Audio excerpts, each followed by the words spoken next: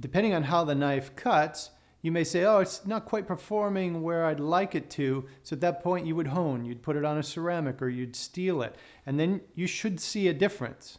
That action should impart a difference to the knife and you should feel it when you go back to cutting. If it's still not cutting, that's an indication that you now need to stone it. And once you come off the stone, you should see a significant difference and the knife is really cutting now. And then as that begins to dull and you don't see the performance, then you put it back on the hone.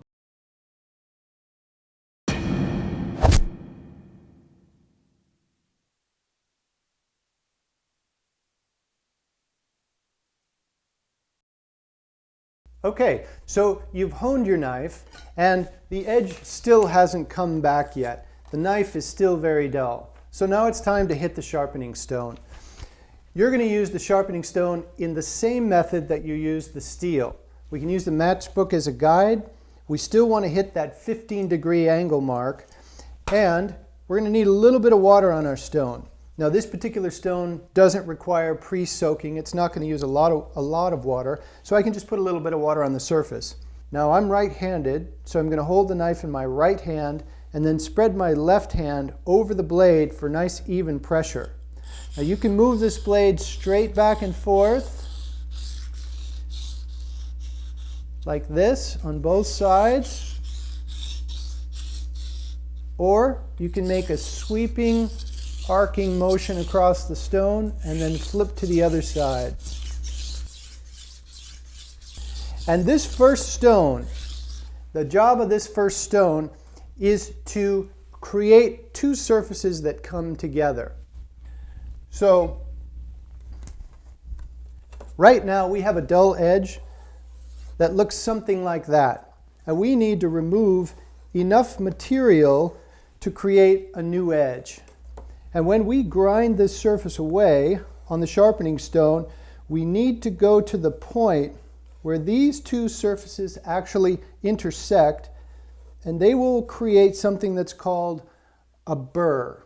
If I wipe off the grit and pull my finger along this way, I can actually feel the wire edge on this side. And that's the indication that it's time to go to the next stone. This is a combination stone, so we have a much finer grit on this side. I'll put a little bit of water on the stone, wipe the grit off from the previous stone, same approach. And I'm just polishing those two surfaces that I created.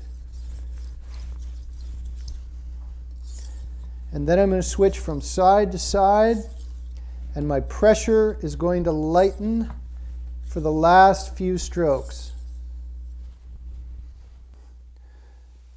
Wipe the moisture and the grit off, and if I was successful, I should be able to slice that paper easily. So you can see that it takes just a few minutes, and you can incorporate this into your cooking.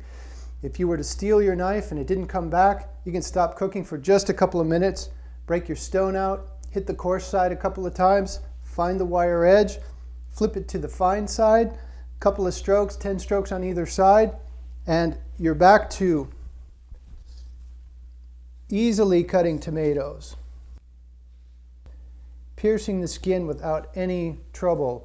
Or the paper on an onion, which can be very slick, you should be able to just slice right through that with ease. So we've gone from sharp to dull to sharp again in just a few minutes. This is really easy to do. And actually, this is a part of the cooking process.